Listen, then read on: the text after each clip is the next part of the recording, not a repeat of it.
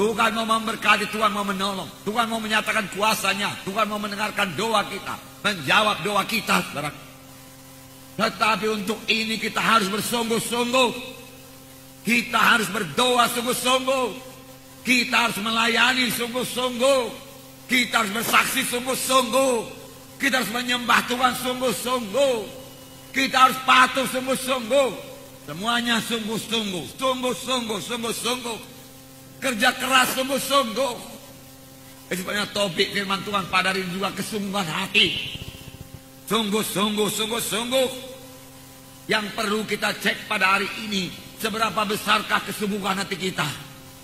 Seberapa besarkah kesungguhan hati kita untuk berdoa kepada Tuhan?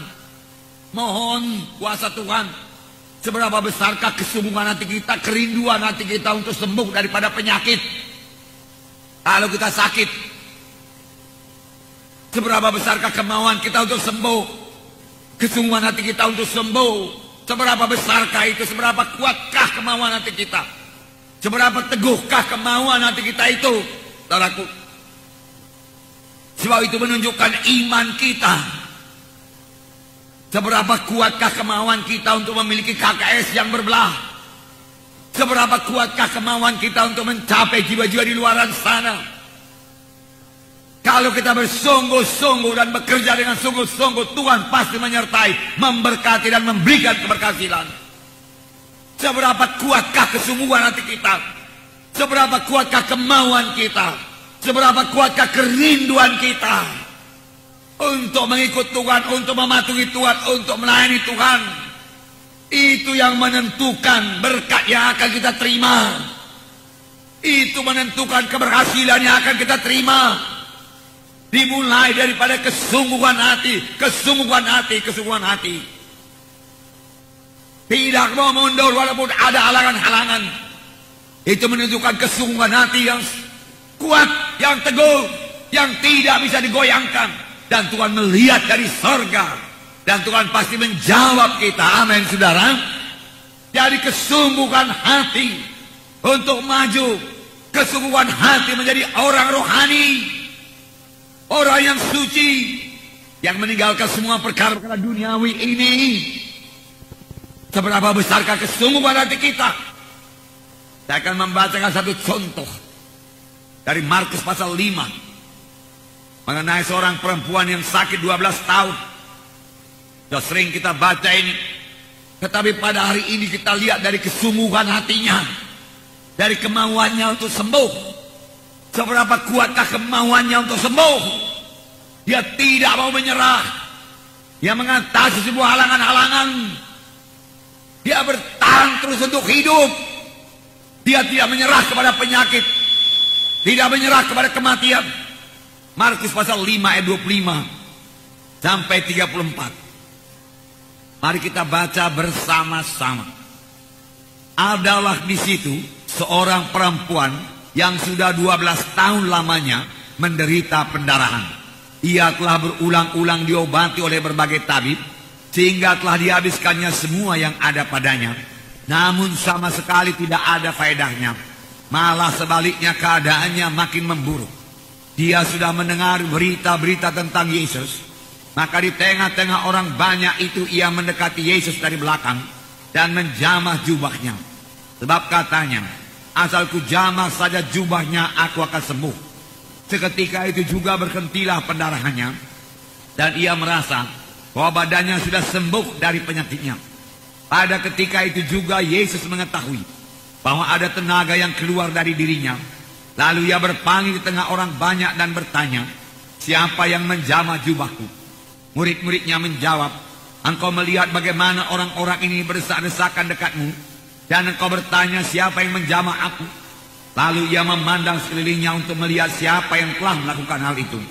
Perempuan itu yang menjadi takut dan gemetar ketika mengetahui apa yang telah terjadi atas dirinya, tampil dan tersungkur di depan Yesus, dan dengan tulus memberitahukan segala sesuatu kepadanya. Maka katanya kepada perempuan itu, hai anakku, imanmu telah menyelamatkan engkau.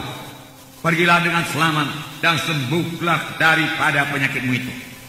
Nah, saudara, perempuan ini sudah sakit 12 tahun.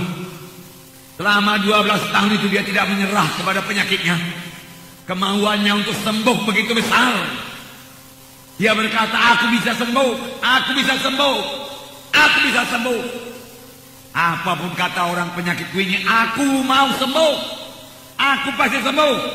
Aku pasti sembuh. Bisa. Dia tidak menyerah kepada penyakitnya. Itu sebabnya dia bisa bertahan 12 tahun dengan penyakit yang parah, penyakit pendarahan.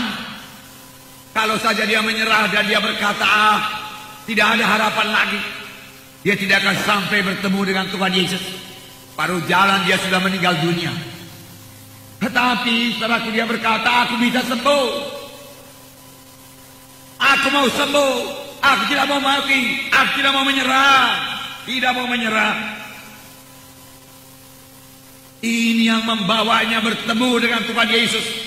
Tuhan membuka jalan kepada perempuan yang sakit 12 tahun ini. Nah, seberapa besarkah kemauan kita untuk sembuh? Ada Tuhan Yesus yang menyembuhkan kita. Kesembuhan sudah tersedia bagi kita. Tuhan hanya minta iman kita, iman yang sungguh-sungguh percaya kepadanya. Tuhan hanya minta kesungguhan hati kita untuk mengikut Tuhan dan menyerahkan diri kita kepadanya. Maka kesembuhan akan menjadi milik kita. Begitu banyaknya penyakit pada zaman sekarang ini, saudaraku. Banyak sekali orang sakit. Alangkah baiknya kalau orang-orang sakit itu tahu berserah dan bersandar kepada Tuhan. Tahu percaya dengan sungguh-sungguh kepada Tuhan. Dan berdoa dengan sungguh-sungguh kepada Tuhan. Maka saya yakin seturut dengan Alkitab, Tuhan akan menyembuhkan dia. Amin. Tuhan akan menyembuhkan. Sebab itu janji Tuhan. Janji Tuhan itu bagi saudara. Janji Tuhan itu bagi saya, saudaraku. Seberapa besar kerinduan kita. Seberapa besar kerinduan saudara untuk memenangkan jiwa buat Tuhan. Bukan Tuhan yang tidak mau memberi.